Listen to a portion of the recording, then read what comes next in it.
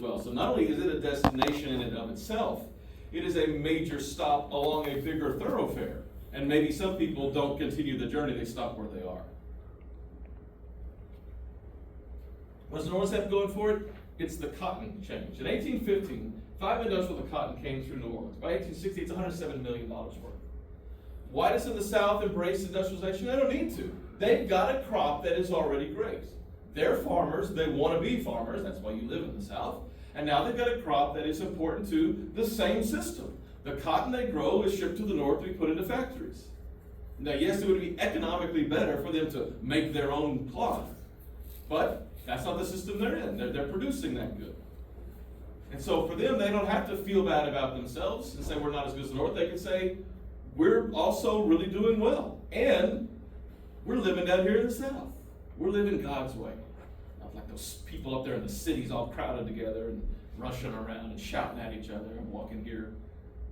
We'll talk about the South in a sense of self a little bit later.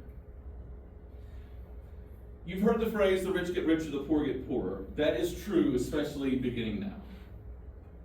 Wealth is distributed unequally. The rich are making way more money because they're the ones who own these factories. But what does it mean that the poor get poorer? How can poor people become even poorer? Can't afford to buy things. Okay. Inflation. So, if you cannot afford to provide for yourself, that is the definition of poverty.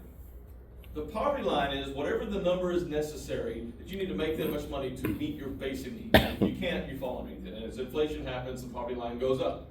So it takes even more money to do it. Now, I don't know about you. For me growing up, like my grandmother was 101. She was very much alive during the Great Depression. All my grandparents were. And so they would say things like, we were poor, we didn't know it. Which is a really interesting idea. And sometimes that can mean that when you're poor, that's just life for you. But I think often poor people know they're poor. Because if you're starving, you know that. And so I think for my grandparents who were not starving, I think what they were saying is, we were poor, we didn't know it, is we didn't have any money.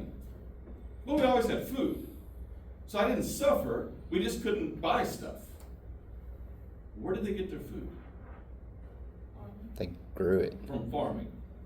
If you own land and produce food, you can feed yourself. You may not make any money this year. You maybe can't afford stuff, but you're not starving. If you leave the farm and move to the city, now where are you getting your food? From the stores. If you got money.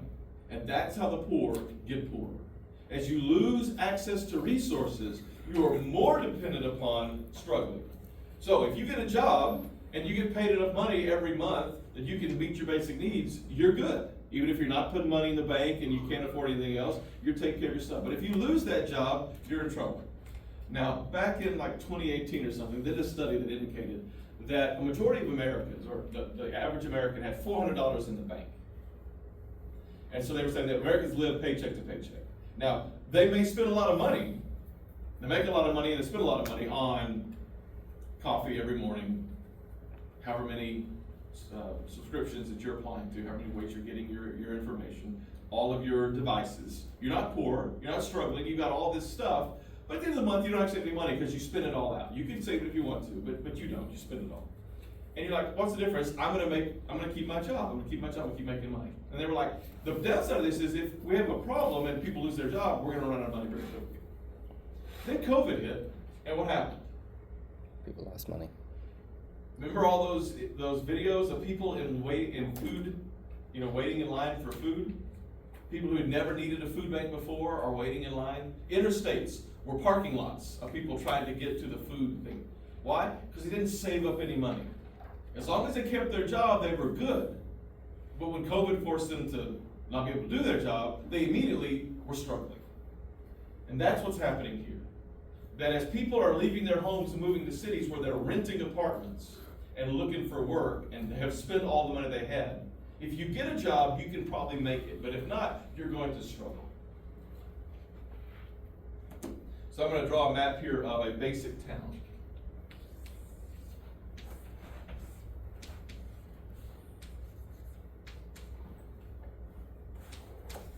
So in a basic town, you have four parts. You have the business part of town, often referred to as downtown.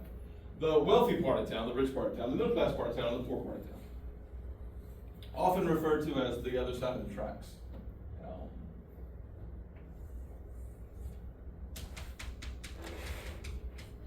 I'll explain that in a little bit.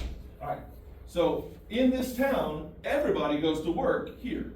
The rich people go to sit in the office, the middle people go here to watch over the poor people who go to work here. And so everybody goes in that part of town, and then they go back to their parts of town. And then they have, shopping areas on the edge there. Now, you can do this anywhere. You can do this in Duncan, for instance. But especially in a city that has